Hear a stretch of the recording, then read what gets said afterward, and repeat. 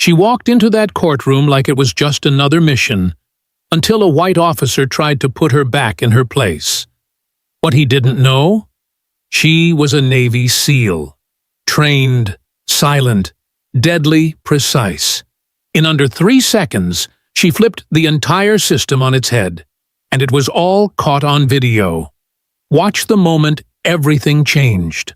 Like, share, and subscribe for more true stories that silence can't hide. She didn't walk into that courtroom like a hero. She walked in like it was just another day. No medals, no salute. Just black slacks, low shoes, and a crisp white shirt stretched over a body trained to stay calm under fire. Lieutenant Commander Amina Grant, Navy SEAL, 15 years of classified deployments and 0 complaints, crossed the threshold of the federal courthouse at exactly 10:02 in the morning. It was the kind of morning where the sun was already brutal, slapping heat into the pavement like it had something to prove. But inside the building, it was ice. Cold air and colder stares. The metal detector barely beeped. Her ID, military grade, slid across the security scanner like a whisper. But no one greeted her. No one said, "Thank you for your service." Because in this place, the uniform didn't matter if your skin didn't match the decor. And hers didn't. The courtroom itself was carved in oak and silence. Southern tradition soaked into every panel, every brass fixture polished not out of pride, but to reflect back a history people were too polite to mention. Amina was used to being the only black person in a room. What she was less used to, though not unfamiliar with, was the calculated pause when she entered it. That half-second where white discomfort met institutional memory and tried to decide which mask to wear. At the security desk near the courtroom door stood Officer Darren Klein, white, square-jawed, and just over 6 feet tall. His badge gleamed, but not from polishing. It gleamed like an idol does, something worshipped too long. Klein had a reputation around the courthouse, the kind no one wrote down, but everyone knew. He handled the defendants who looked too loud, the visitors who didn't follow instructions, the women who talked with attitude. He smiled at judges and smirked at janitors. His badge was his shield, and behind it, he lived untouched. When Amina approached, her posture steady, her eyes forward, her movement precise like always, Klein's mouth curled. He didn't look at her name tag or her ID. He didn't need to. He'd already decided what she was. "Military or maintenance?" he said, voice low but loud enough to stain the silence. Amina didn't stop walking. Her gait didn't shift. Not one twitch, not one glance. But a lesser man might have flinched at the sharpness in her silence. To Klein, it wasn't a question. It was an assertion wrapped in mockery. It was a test, and it was personal. He didn't see a Navy SEAL. He saw a black woman walking like she had the right to take up space in a courtroom that wasn't built for her. And that was the real offense. The hallway narrowed, not physically, but in sensation. The air thickened. A clerk fumbled a stack of folders. A junior prosecutor paused mid-step and glanced back like he'd just remembered he forgot something. But no one said a word. Judge Harlan Bowers, seated already on the bench, glanced up briefly from behind his half-rimmed glasses. He saw the moment, registered the look on Klein's face, registered Amina's uniform, though not the details, just the color. His brow creased, then smoothed, and he looked back down at his papers. He didn't hear the insult. At least, that's what the record would later show. Amina reached the first row of benches and paused beside the small iron gate that separated the gallery from the legal floor. Klein, leaning just slightly into her path, still held the gate latch closed. "Witnesses wait over there," he said, pointing to a back corner with the kind of tone people use to direct livestock. Amina raised one eyebrow. Not high, just a millimeter. Her voice remained still inside her. I'm on the list, she said quietly, offering no room for debate. Klein's fingers hovered over the latch. He stared longer than necessary, long enough to make it known that her access depended on his approval, not her credentials. But something in her stillness, the precise alignment of her shoulders, the set of her jaw, broke the moment. He clicked the latch open and stepped aside, but not without muttering, "Just don't get in the way." She didn't respond. She walked through. That was enough. What Klein didn't realize was that he wasn't facing someone who needed the room's permission. He was facing someone who had earned the right to move through the world without seeking it, and he hated that. Every muscle in Amina's body moved with trained control. Not just from the SEALs. From years before, growing up in places where eye contact was threat, and silence was safety. She hadn't survived firefights in Kandahar just to get rattled by a rent-a badge with a grudge. Yet as she reached her assigned seat near the front, it was clear. Klein had marked her, not just as a problem, but as a challenge. Across the room, heads turned, not in open stares, but in side eyes and quick glances. The kind of attention people give to something they know is about to escalate, but don't want to be caught watching. The stenographer tapped her keys slower. The court clerk cleared his throat twice, unnecessarily. An officer near the exit took one step toward the front, then thought better of it, and still Amina said nothing. She sat down, back straight, hands folded, eyes fixed on the edge of the bench ahead of her. Every breath she took was measured. She didn't scan the room for allies. She didn't need any. This wasn't new. The tension wasn't unfamiliar. It was ritual, and that's what Officer Klein didn't understand. He thought he was pushing a boundary. But she had lived her entire life inside the boundary, mapped it, memorized it, and trained until she could move within it like a ghost through shadows. He wanted to provoke her. But Amina Grant wasn't built to be provoked. She was built to endure and, if necessary, to strike once, cleanly, without warning. That moment hadn't come yet, but it was close. And everyone in that courtroom, whether they admitted it or not, felt the current building, like the seconds before a controlled detonation. The kind that changes everything. She wasn't here to start a war. But if one came, she'd finish it. She'd been sitting for no more than 5 minutes when it began. Quiet, calculated, almost forgettable if you weren't the target. The courtroom hummed with the dull buzz of legal machinery, papers shuffling, shoes scuffing, someone clearing their throat like a metronome for bureaucracy. But Lieutenant Commander Amina Grant wasn't focused on sound. She was trained to feel shifts in atmosphere, tension buried beneath posture and tone. And just then, the courtroom was breathing differently. Officer Darren Klein returned from somewhere behind the judge's bench, now holding a clipboard. His steps slowed as he neared her, just enough to command attention. He didn't look at her, not directly. Instead, he paused by the clerk's desk, muttered something under his breath, then turned toward her with exaggerated concern. "We're missing a full ID match for the witness," he announced. Not to her, to the room. Loud enough for the court reporter to register it. Loud enough to reframe her identity from lieutenant commander to possible imposter. Amina didn't blink. She reached into the folder beside her, pulled out a laminated card, Department of Defense seal, clearance level printed along the bottom edge, issue date in bold black ink. She extended it to him without a word. Klein took the card slowly, almost reluctantly, then stared at it far longer than necessary. His lips tightened. "This doesn't match the internal file," he said. Still performing, still loud.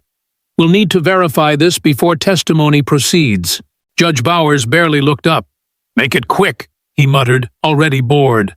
Amina said nothing, not because she lacked words, because she'd learned early. Sometimes silence makes more noise than protest ever could. Klein stepped away with her ID, disappearing behind a frosted glass door marked "Authorized Personnel Only." She heard the latch click. She didn't follow. She didn't shift in her seat, but she adjusted her breathing, 4 seconds in, 4 seconds out, resetting her rhythm the way she had before breaching compounds in heat-struck villages halfway across the globe. This wasn't war, but it followed the same choreography. Identify the target, apply pressure, wait for the response. 12 minutes passed. Her ID wasn't returned. No one said anything. The courtroom moved on like she was furniture. The defense attorney scribbled notes. The judge reviewed a schedule. The silence around her wasn't empty. It was filled with decision. Every second Klein delayed her entry was another step in the unspoken campaign to make her presence seem questionable. That was the trick. Erase someone's authority by stretching the time before they're allowed to speak. And it wasn't the first time. She remembered a checkpoint in Fallujah. Different language, same tactic. A male corporal had held her team at the gate, misplacing her clearance while demanding she recite credentials she knew better than her own birth date. That soldier had eventually backed down, but the intention had stayed with her. If someone can delay your access, they can delay your worth. At 10:31, Klein returned. No apology, just a smug half-shrug and the casual toss of her ID back onto the table. It skidded an inch before stopping near her hand. The act was deliberate. Amina caught it between two fingers, not breaking eye contact. She didn't blink, didn't smile. She didn't need to. Klein hovered. "Sit tight. You'll be called when we're ready." She was already seated. But he wanted her to feel summoned, not present. That was the script. That was the theater. And this man had rehearsed it for years. He moved off, slow and smug, the kind of gait that left contempt in its shadow. Amina knew his type. She'd seen them in war zones and training rooms and command briefings, the ones who didn't need weapons because they used delay as domination, doubt as a leash. But this wasn't about her ID. It never had been. This was about shrinking her, making her wait, making her question her footing, and making sure everyone else questioned it too. Another 20 minutes passed. Witnesses came and went. The courtroom ticked forward without her. When she finally stood, intending to approach the bench and ask for clarification, Klein intercepted her with the precision of a predator. "Where are you going?" he asked. Loud, public, patronizing. "To clarify my placement," she said evenly. "You don't move until you're called," he said, stepping into her path. His body angled just enough to block her view of the bench. The room stilled. Not silent, just tense, like air caught in a narrow hallway. Amina held her position, hands calm at her sides. She'd breached enemy lines with less warning than this. She knew when someone was trying to spark a reaction. Klein leaned in. "You military types forget, this isn't your war zone." Amina didn't respond. She inhaled. 4 seconds, then exhaled. 4 more. "I said, go sit," he added. She didn't. She didn't need to. The power he thought he had, the badge, the height, the practiced lines, it was shrinking now. Not because she resisted, but because she refused to perform submission. From the corner of her eye, she saw the stenographer pause. The bailiff glance over. People were watching now. And that changed the equation. Klein took a step back. Not retreat, just recalibration. "Fine," he muttered, louder than necessary, turning toward the judge. "We'll get to her when we're ready." But everyone had seen what happened. Everyone had witnessed the delay, the power play, the quiet campaign to turn a witness into a disruption. Institutional power doesn't always shout. Sometimes it whispers between schedules and policies, hiding behind language like procedure and protocol. But today, Amina had stripped those words of their shelter by simply staying still. By not reacting, she'd forced every eye to notice who was really making the noise. The moment passed, but something had shifted. Not in her, in them. People began looking at Klein differently. And when she finally took the stand, 52 minutes after arriving, she did so not as a victim of red tape, but as a quiet dismantler of it. The game he was playing? She'd already mapped it out years ago. And now? She was already 10 moves ahead. She had barely settled onto the witness bench, 92 minutes after stepping through the courtroom doors, when the next test came. It wasn't dramatic, not loud, nothing that would merit an objection or a note in the court transcript. It was a brush, barely a contact. The back of Officer Darren Klein's hand skimmed across Lieutenant Commander Amina Grant's shoulder as he reached, ostensibly, to adjust the folder on the desk in front of her. But it wasn't a reach.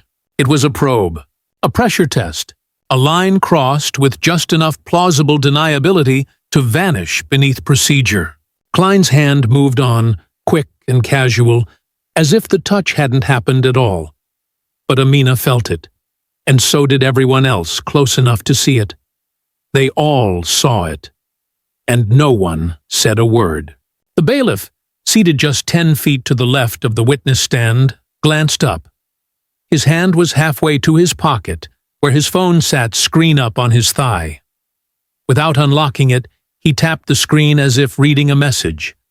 But there was no new notification. He wasn't distracted. He was pretending. On the other side, the court clerk, a woman, maybe 30, with a tight bun and badge ID clipped to her lapel, paused with her hand halfway to a stack of case files. Her eyes lifted, caught the movement, registered the contact, and then, just like that, dropped. She picked up the top file and flipped it open with robotic purpose. Her posture hardened like it might shield her from involvement. It was all choreographed. Not by design, but by repetition. These were people who had witnessed small trespasses like this 100 times before, and learned, slowly and silently, that reacting didn't change outcomes, it only made them vulnerable. And so the courtroom resumed its rhythm. Business as usual. Evidence as planned. Disrespect normalized. But Amina had been trained to read more than actions. She was trained to read lack of action. And what she saw in that moment was not just Klein's hand, but the entire web around him. The eyes that glanced and looked away. The muscles that tensed and then relaxed. The air that grew still not from surprise, but from habit. This wasn't chaos. It was culture. She kept her body still. Her breath even. Her hands flat on the desk. She didn't twist to look at him. Didn't flinch. Didn't glare. Because if she had, she would have become the problem. That's how it worked in rooms like this. React, and you give them a reason to say, she overstepped. Resist, and you hand them the narrative. She was aggressive. But remain still? You hand them the mirror and dare them to look into it. Klein didn't say a word. He didn't smirk. Not yet. He just returned to his post near the courtroom doors, arms folded, like a man who had reaffirmed control with the flick of a wrist. And no one in power had stopped him. That was the part that mattered most. Not what he did, but what they didn't do. Amina's shoulders still tingled, not from sensation, but from memory. It wasn't the first time someone like Klein had tried to reduce her body to a surface, a territory to be crossed without permission. But it might be the first time he did it with cameras rolling and witnesses present. And still knew he'd face nothing. The bailiff glanced at her again, briefly. His eyes flicked to the camera mounted in the back corner of the courtroom, then back to his screen. He tapped his phone once more. That was the pattern. That was how complicity survived. Not with cruelty, but with polite distraction. Everyone in that room had taken an oath to uphold the law. But when the law made contact without consent, when power pressed its hand onto dignity in front of an audience, that oath became a muttered excuse, a shrug in legal language. Amina breathed. 4 seconds in, 4 seconds out. Her gaze moved slowly across the room. Not to accuse, to remember. She was trained for recon. This was no different. Every silence was an entry. Every lowered eye, a mark. Every ignored moment a variable in the structure that would need dismantling. Not with noise, but with record. She watched Judge Bowers, whose eyes hadn't lifted from the page in front of him since the witness bench had been filled. He hadn't seen the touch, but he'd heard the air change. People like him always did, even if they pretended not to. That was part of the ritual, too. Strategic ignorance masquerading as neutrality. Amina glanced down at the folder placed in front of her. It was clean, neat, tabs marked. A pen lay beside it, unused. She hadn't touched anything since sitting, not because she didn't want to, but because she refused to disturb the setup. Every inch of that desk now served a purpose, not for the court, but for the narrative. The untouched folder, the steady breath, the still posture, they told a truth the system couldn't redact. She didn't speak, but she was louder than anyone in that room. Klein leaned against the back wall now, satisfied, still believing the moment was his. He had touched the target, and the room had absorbed it without friction. But what he failed to understand, what they all failed to understand, was that some moments don't explode right away. Some moments are like mines, buried, waiting. And that shoulder brush? That was a trigger, not for anger, not for violence, but for clarity, because Amina hadn't just felt Klein's hand. She had felt the court, and the court had spoken in silence, and what it said was, "We won't stop him," which meant, eventually, she would. She didn't see who placed it there. That was the first fact she memorized. Not out of fear, but training. It had appeared sometime after Klein's brush, sometime after the courtroom resumed its shallow breathing, pretending nothing had happened. It wasn't obvious. It wasn't ceremonious. It was quiet, intentional, designed to wound without drawing blood. A small, crumpled slip of paper, barely larger than a parking receipt, tucked beneath the corner of her folder when she blinked. She didn't touch it right away. Lieutenant Commander Amina Grant had learned the language of indirect warfare. Paper bombs don't explode on contact. They detonate in the mind. They're meant to interrupt focus, to compromise posture, to make a steady hand tremble even slightly. But her fingers didn't twitch. She let the courtroom move around her. Lawyers exchanging nods, the judge flipping pages with indifference, Klein pretending to stretch his neck near the door. No one looked her way. And that was how she knew it had been deliberate. She unfolded the paper like it held orders, not with curiosity, with precision. The words were handwritten in blocky capital letters, pressed hard into the page as if the ink alone couldn't carry the hatred. Go back where you came from. No name, no symbol, no punctuation, just that. The word back was underlined twice. The word where had been misspelled and corrected. The phrase didn't need grammar. It wasn't a statement. It was a sentence designed to shrink her, to strip away her rank, her training, her reason for being in the room at all. It wasn't just racism. It was a reminder. We still believe we own this space. Amina read it once, then folded it neatly, crease aligned, corners sharp, and slid it beneath the corner of her folder beside the untouched pen. She didn't flinch, didn't glance around, didn't scan the room for suspects. She had already scanned the room 3 times before she ever sat down. That paper didn't need a signature.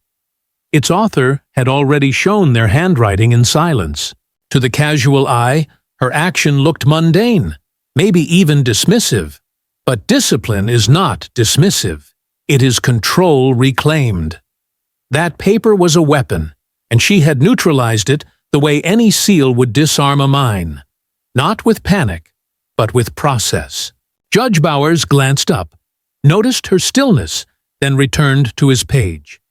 The court was functioning exactly as it had been designed to function, by pretending not to notice until someone screamed. Amina didn't scream, she didn't even speak. But inside, a different kind of communication was unfolding, one she hadn't used since deployment. The kind where every object becomes evidence, every word a layer, every silence a blade. She traced the origin of the note in her mind. It had to come from someone seated close, a passing attorney, a court officer, possibly the clerk during her earlier hesitation. But the handwriting, it was jagged, male, rushed, probably written in the last 5 minutes. Klein was right-handed. The pen was blue. She didn't need to investigate. She wasn't here for vengeance. She was here for truth. And the truth was already bleeding through the walls. Across the room, the bailiff shifted again, this time not to check his phone, but to sip from a coffee cup he hadn't touched in 20 minutes. The clerk adjusted her headset, her eyes flicking to Amina, then away again. None of them looked at the note, but they all knew. It was in the air now. Like smoke, you pretend not to smell. And that was the core of it. The note wasn't about reminding her where she was from. It was about reminding everyone else that even someone like her, an elite, trained, disciplined force of the United States military, could still be reduced to nothing more than a shadow in the eyes of a system designed to make certain people disappear. But Amina didn't disappear. She sat taller. Her hands returned to her lap.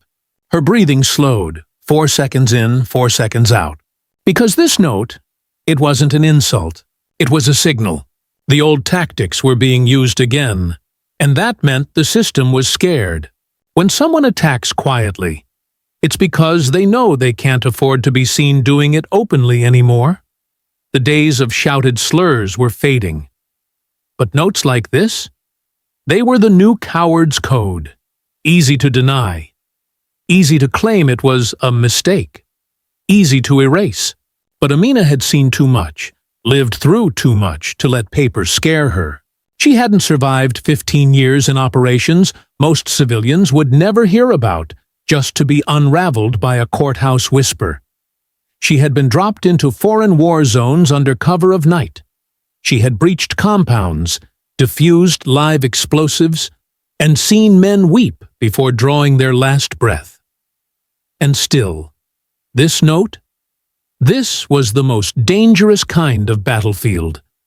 One where the war pretends not to exist. Because when war is denied, resistance is criminalized. She felt Klein's eyes watching her from across the room now.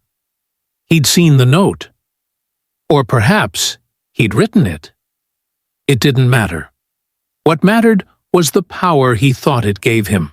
But the moment she folded that paper and placed it beside her folder, unburned, uncrumpled, undisturbed, she had turned his weapon into a relic, a symbol of a system still too cowardly to strike with clarity.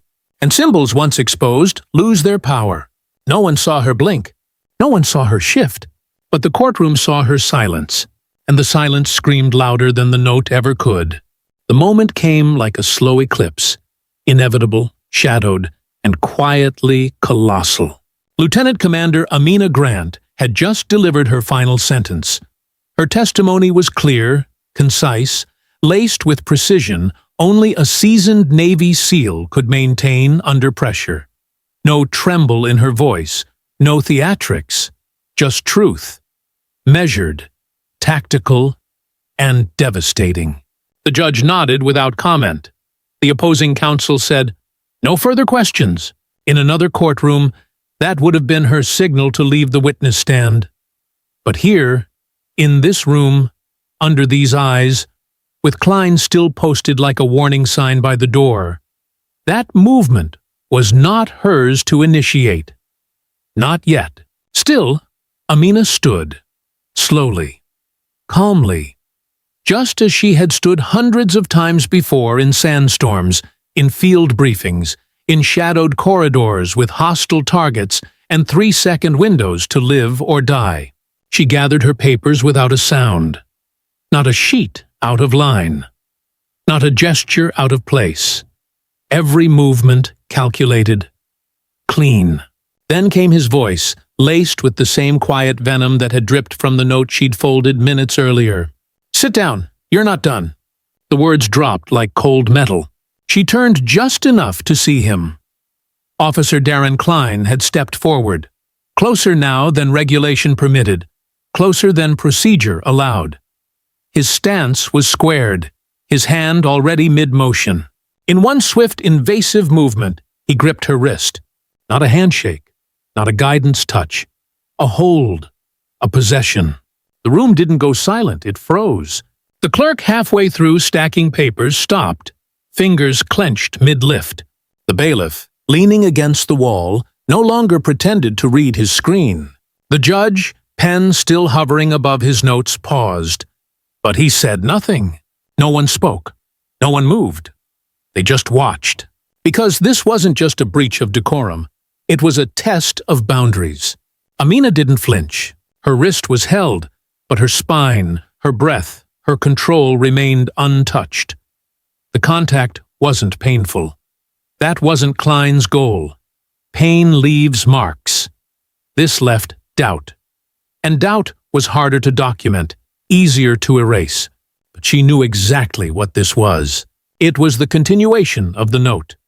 The echo of every microaggression dressed in uniform. The next move in a long, rehearsed game of domination that men like Klein had learned to play just under the threshold of consequence. He expected her to pull away, to resist, to snap. Because then he could say she was aggressive. Then he could invoke the badge. Then the courtroom could do what it had always done. Protect the institution, not the individual. But Amina didn't give him what he wanted. She stayed still. Her breath slowed. 4 seconds in, 4 seconds out. Her posture unshaken, her eyes forward. Not on him, never on him, but just beyond him. Past the point where his control ended. His grip tightened, almost imperceptibly. A warning, a question, a dare. And still, no one intervened. Not the judge, not the bailiff, not the clerk, not the court officers, some of whom had just heard her speak with authority, backed by 2 decades of service. This was the moment the room made its choice. They didn't defend the witness. They defended the silence. They defended the power. Amina knew then this wasn't about her at all. It was about what she represented. A woman, black, trained to kill with precision, unshaken by fear, and, worst of all in their eyes, unapologetically present. He wanted her to retreat. He wanted her to break the tension with submission, to sit, to nod, to obey. But instead, she stood taller. Her left hand remained at her side, fingers relaxed. Her right wrist still in his grasp, but her presence was beyond it. This wasn't compliance. This was containment. Even in stillness, she radiated readiness, and Klein felt it. For the first time, he felt it. That her silence wasn't absence. That her discipline wasn't permission. That her restraint wasn't weakness. This woman could break him. Not just physically, but publicly. Symbolically. Irrevocably. He released her. It was not sudden. It was not apologetic. It was reluctant. He let go with a final push, as if needing to leave behind the illusion that he had chosen the ending. But the moment his hand lifted, everyone in the room knew. He had already lost. Amina adjusted the sleeve of her blouse with quiet elegance. Then, with both hands free, she gathered her folder and walked back toward the bench. No glance back, no tremble. No need to explain. She had said what needed to be said with her presence alone. She didn't need his permission to stand, and she didn't need their permission to walk. From the back of the room, someone shifted. Not out of discomfort, but awakening. The spell had broken, because someone had finally stayed standing in the space where others had always bowed. Because someone had met power and refused to lower her eyes. Because everyone had seen it. And once seen, it could no longer be denied. It didn't happen with noise. There was no warning shout, no dramatic build-up, no outburst of rage. It happened in less than 1 second, in one fluid motion, between breath and stillness, between silence and collapse. And when it did, the entire courtroom, so used to absorbing tension without accountability, finally exhaled in shock. Lieutenant Commander Amina Grant had returned to her seat after the confrontation. Her wrist was free. Her breath had steadied. But something had shifted. Not in her. In the air. In the room. In him. Officer Darren Klein paced near the bench now, pretending detachment. But his ego, dented and desperate, was already unraveling. The grip he had lost on her body, he now sought to reclaim with posture, with presence, with threat. He circled her like a hawk that had mistaken its prey. She ignored him fully, not out of arrogance, but clarity. Klein didn't matter anymore. The courtroom had become its own battlefield, and his kind, his tactics, were relics of a war already lost. And that's when it happened. He stepped too close, again, close enough that the worn leather of his belt brushed against the edge of her seat, close enough that his voice, low and venomous, reached only her ears. Careful. Respect is earned. She turned, just slightly. No more than 2 degrees of rotation. But it was enough. Klein smiled. That half-smirk, laced with centuries of entitlement and 10 minutes of shaken pride. But this time, he wasn't ready. He didn't see her left hand shift, didn't register the subtle change in her center of gravity, didn't recognize the stillness before action. He thought the silence was submission. He was wrong. Amina rose and struck. One motion. A trained, targeted knife hand strike. Open palm, edge of the hand angled precisely at the side of Klein's neck, directly over the carotid sinus and into the lateral windpipe. Not a punch, not a slap. A SEAL-taught maneuver, designed to disable, not destroy. It wasn't violence. It was precision. Klein's breath stopped like a switch had been flipped. His eyes bulged, hands flew to his throat, legs buckled. He dropped. No gun, no sirens, no yelling, just the quiet, heavy thud of a man who believed he was invincible hitting the polished courtroom floor. His badge clattered beside him, a hollow metallic echo that rolled for exactly 2.5 seconds before settling under the witness desk. The room froze. Again, not in panic, not in chaos, but in revelation, because they had just witnessed something they had never seen before. Not just a strike, but a truth, delivered with no apology. The clerk's pen slipped from her fingers.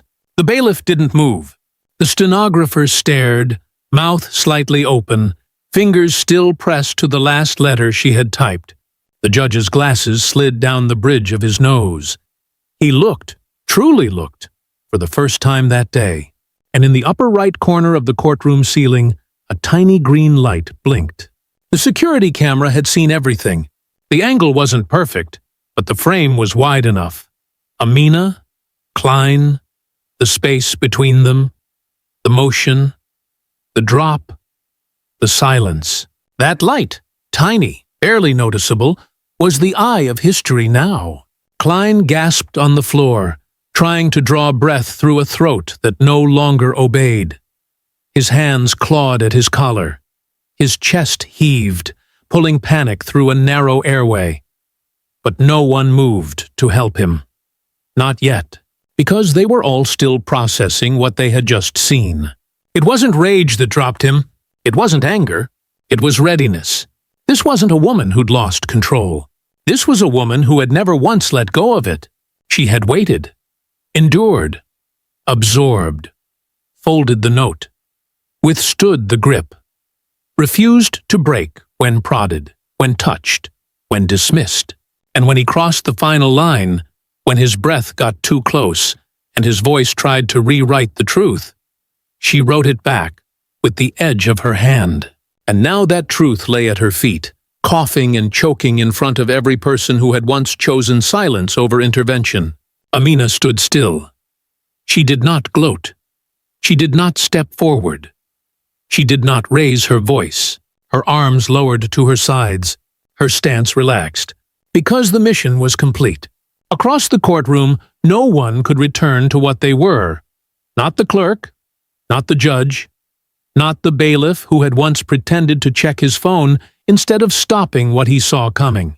Every one of them had witnessed power try to crush dignity, and watched dignity disarm it with a single gesture. Not with brutality, with discipline, not with shouting, with silence. Klein wheezed, finally rolling onto his side, red-faced and ashamed. The courtroom doors creaked as medics were called, but even their arrival felt like an afterthought, because the real rupture had already happened. This courtroom was no longer what it was, and neither were the people in it. What Amina had done didn't just collapse a man. It collapsed a myth. The myth that silence equals weakness. The myth that control belongs to uniforms. The myth that black women must always endure. She had not asked permission to stand. She had not asked permission to speak. And she had certainly not asked permission to strike. But when the moment came, she did what she had been trained to do. Neutralize the threat. Protect the mission. Finish clean. It started with a single light, a tiny green LED in the upper corner of the courtroom ceiling, blinking steadily like it had always done. Ignored. Background. Forgotten. Most people in that courtroom hadn't looked at it once. After all, surveillance cameras in government buildings were as common as water fountains and vending machines. They blended into the decor, into the expectation, into the silence. But on that day, in that 1 second when Lieutenant Commander Amina Grant struck with surgical precision and dropped Officer Darren Klein to the floor, that little green light stopped being ambient. It became the most important witness in the room. The camera had caught everything: the build-up, the grip, the moment of contact, the breath before the strike, the fall, and the stillness that followed. It wasn't a shaky phone recording. It wasn't a rumor passed through whispers. It was state-issued, high-resolution, time-stamped truth. The footage leaked 48 hours later. No one claimed responsibility. No watermark, no hacker tag, no inside source came forward. But someone who had access, or knew someone who did, chose to make it public. It began as a 47-second clip on a small social account. Posted at 3:28 a.m., no caption, just the raw video. By sunrise, it had crossed 200,000 views. By 9 a.m., it was trending. By noon, it was international. And suddenly, the narrative was no longer in the hands of courtroom clerks, press releases, or ongoing internal investigations. It was in the hands of the public. The footage became the evidence the system didn't want anyone to see, but couldn't deny once it was seen. At first, people only knew the basics. A courtroom, a black woman, a white officer, a confrontation, a collapse. Then came the overlays, the breakdowns, frame-by-frame analyses from veterans, martial arts instructors, even medical professionals. That's a clean tracheal interruption. She pulled the strike just short of collapse. He's lucky she didn't close the airway entirely. This isn't street fighting. This is training, high-level, military grade.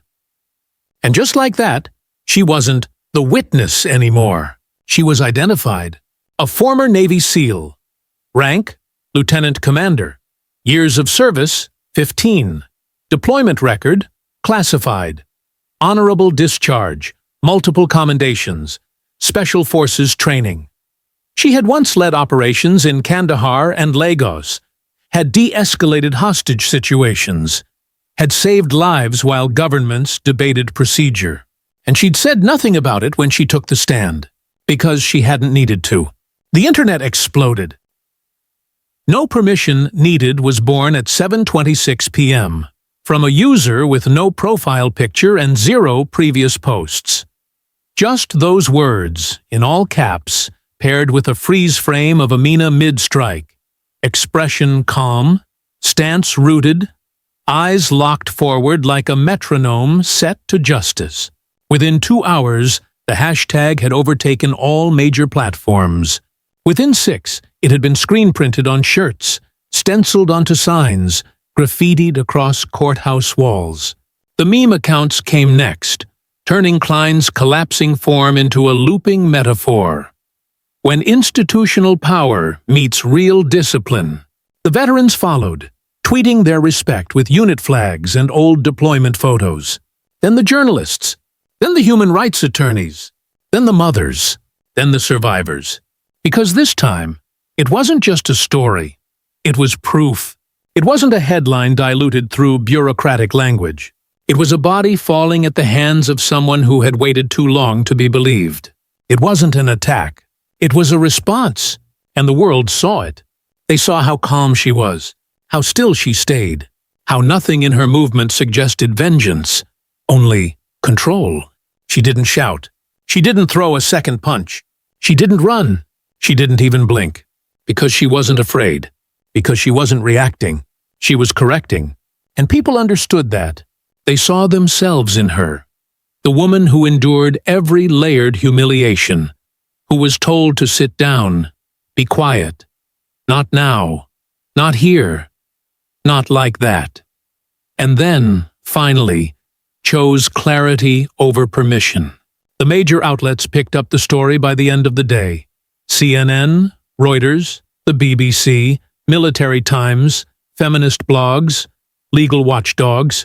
Everyone circled around the same moment, the same frame, a single hand rising, clean and silent, cutting through the performance of power with the truth of preparedness. And for the first time in a long time, the system couldn't spin it fast enough. The judge had made no objection. The bailiff had taken no step. The clerk had closed her eyes, and the camera had seen everything. The footage was not debated. It was declared. Even those who had tried to defend Officer Klein, citing stress, miscommunication, or a misunderstanding in procedural roles, faced a wall of digital receipts, prior complaints, internal memos, emails. One clip from 2 years earlier showing Klein shoving a 16-year-old boy against a wall and calling him boy. Buried truths were unearthed because the strike didn't just expose one man. It unlocked a system. And that system now stood naked under the light of the lens it had installed for safety, but never expected to record justice from the outside in. Amina said nothing.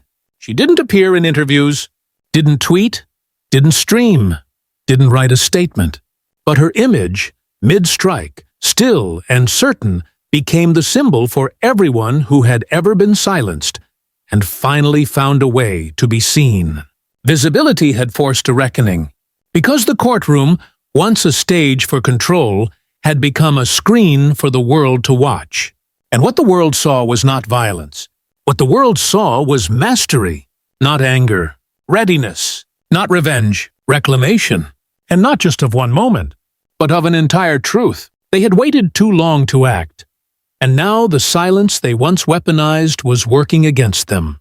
By the time the city's district attorney issued a formal statement, 36 hours after the video went viral, it read like a script torn from a file labeled Crisis Control, Level 1.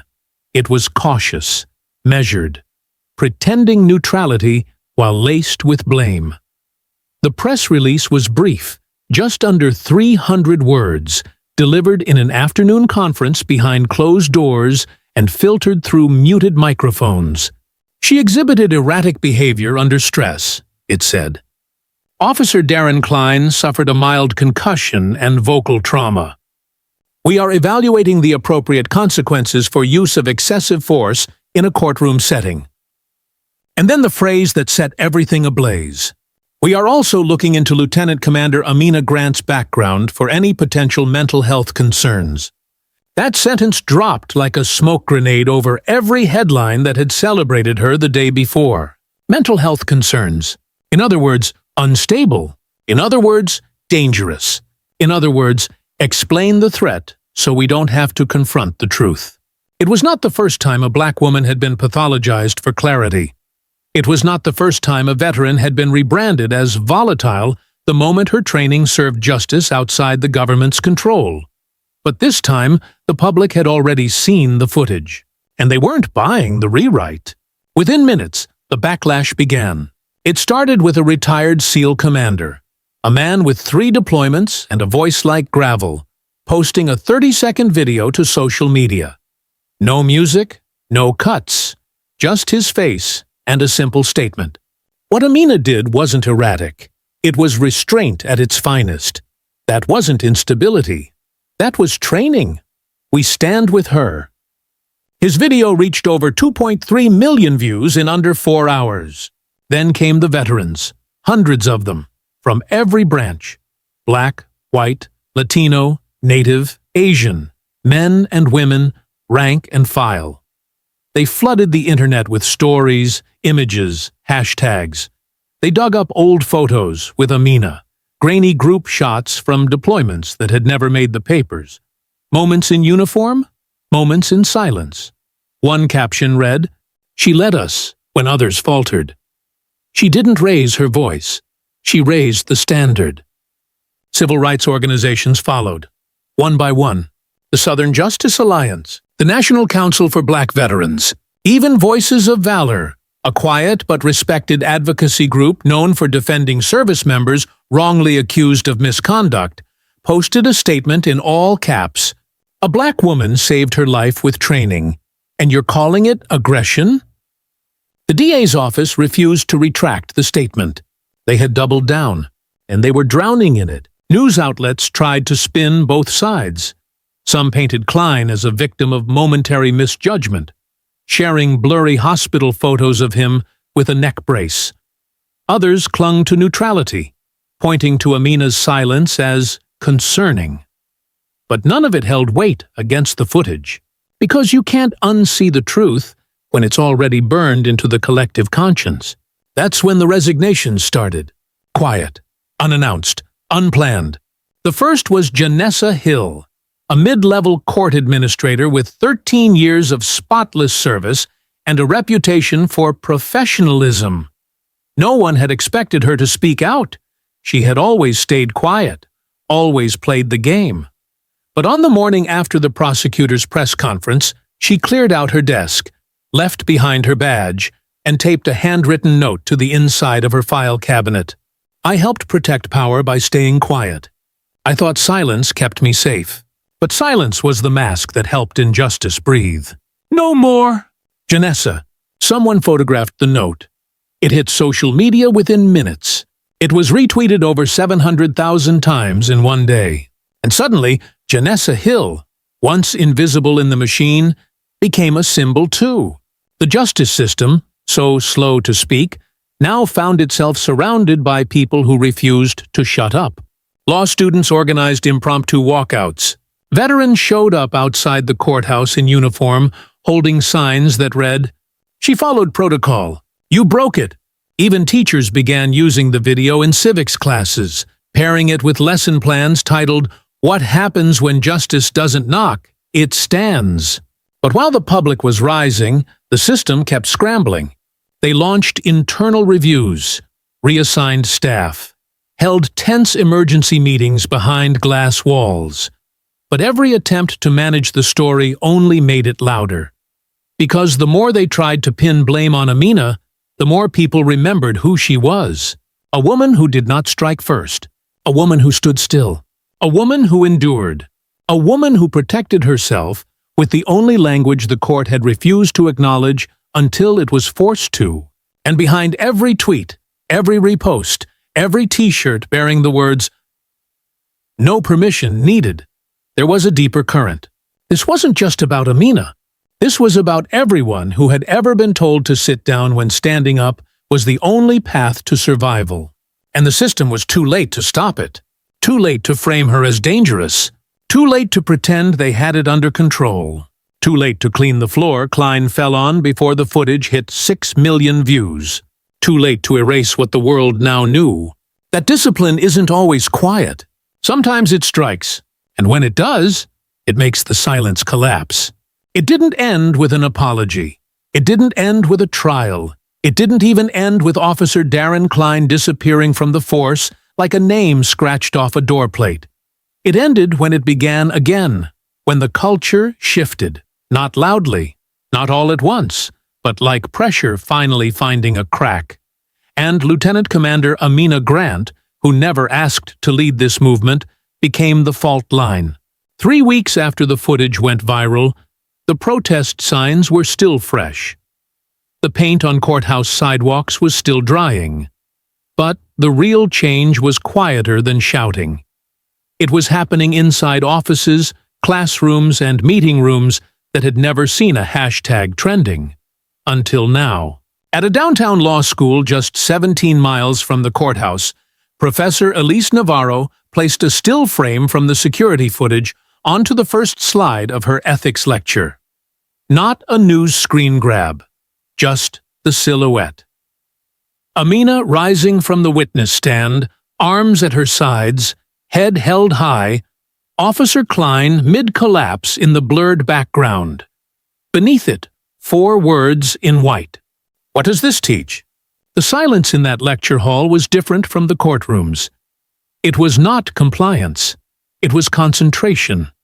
And then a student in the back row, a black woman wearing a hoodie with the words, "We don't wait quietly," raised her hand and said, "It teaches that silence can be tactical, but standing still doesn't mean staying down." Navarro nodded, and just like that, the first ripple of reform began. Within a month, 7 law schools and 4 police academies across the country had rewritten parts of their training curricula. Not just with lectures about de-escalation or power ethics, but with a section called Legal Self-Defense and Institutional Psychology. For the first time, cadets and law students alike were forced to study the imbalance of perceived authority, not just the statutes that reinforce it. In one module, cadets were shown a clip of Amina's response, not the strike itself, but the 30 minutes leading up to it. The withheld ID, the touch, the note, the gaze, the silence. Then they were asked, at which point could someone have intervened, and why didn't they? No one gave easy answers, because there weren't any. Meanwhile, on the outside, something more visible took shape. It began on a Saturday morning, just past 9 a.m., when a group of artists from the city's east side arrived at the courthouse steps with brushes, ladders, and 5 cans of black paint. No one stopped them. No one dared. They'd submitted a request 2 weeks earlier. It was denied. They showed up anyway. By sundown, the mural was done. It wasn't colorful. It wasn't abstract. It wasn't grandiose. It was sharp, still, monumental in stillness. A single silhouette, painted 10 feet high, stood to the right of the courthouse's main entrance. Not heroic, not posed in motion, just standing, calm, present, unflinching, and beneath it, painted in stark white, "I don't need your permission to stand." Tourists began taking photos within hours. Children passed by, paused, and asked their parents, "Who is she?" And that's when the story really began to live. Not in courtrooms, but in retelling. Not in legal journals, but in lesson plans. Not through verdicts or settlements or press conferences, but through whispers turned gospel. That mural appeared on the cover of 2 national magazines within 1 month. It was stitched into patches, projected onto city walls in digital light, and even tattooed, once on the forearm of a young activist who said, "I was taught to ask permission to speak. Not anymore." And Amina? She didn't hold rallies. She didn't appear on talk shows. She didn't release statements. She remained exactly as she had always been. Composed, silent, decisive. Because the point was never about becoming famous. It was about becoming unforgettable. And that's exactly what she became. In the months that followed, Internal memos were leaked from the district attorney's office. Staff quietly resigning. Policies rewritten behind closed doors. Officers retrained, not with fear, but with new clarity. Silence can be survival, but it can also be strength. And when broken, it can shatter the old world in one blow. On a rainy afternoon, during a leadership seminar for future civil servants, a facilitator passed around printed excerpts from Janessa Hill's resignation note. Students underlined lines like scripture.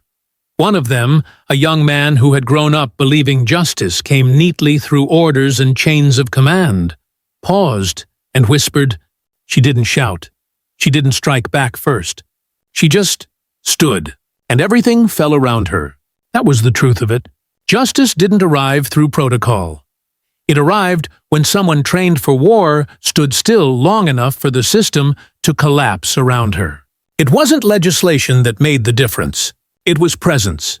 It was discipline. It was a woman who had every reason to scream, and instead chose stillness sharp enough to make the entire world flinch. She had walked into a courtroom not to fight, but to testify. She walked out having rewritten what testimony could mean. And now, across the country, in corners of bureaucracies once shielded by procedure and practiced blindness, people were asking new questions. What happens if we stop looking away? What happens if silence isn't empty, but gathering strength? What happens if the next time someone stands like her, we don't wait to speak up? Because the world saw what it means when one woman refuses to be dismissed. And from that point forward, no one needed a title to stand beside her. They just needed to stop asking for permission. What happened in that courtroom wasn't just about one woman or one officer. It was about all of us. It was about the systems we trust, the silence we accept, and the lines we're too afraid to cross, until someone like Lieutenant Commander Amina Grant reminds us what courage actually looks like. In less than 3 seconds, a trained Navy SEAL neutralized a threat, not with violence, but with clarity, precision, and discipline. She didn't act out of anger. She acted out of survival. And yet, the system tried to frame her as unstable. They waited too long to speak, too long to see her, not as a problem, but as proof that the ones we often silence are the ones who see the truth first. The camera caught it. The public shared it. And the country had to decide. Do we keep looking away, or do we finally look inward? Across law schools, police academies, classrooms, and living rooms, the conversation is changing, but not fast enough.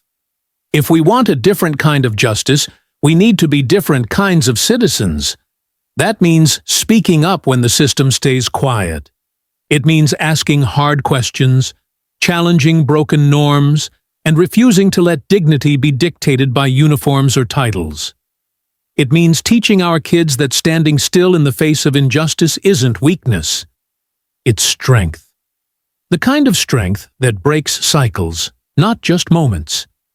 And maybe the biggest lesson of all, you don't need permission to do what's right. You just need the will to act, and the discipline to hold the line when no one else will.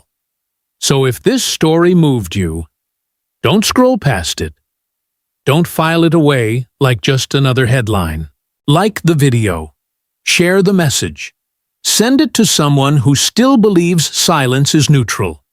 And if you haven't already, subscribe to the channel. Because the next time the world needs to see what justice really looks like, it won't come from a courtroom. It'll come from a camera, a choice, and someone like you refusing to stay seated.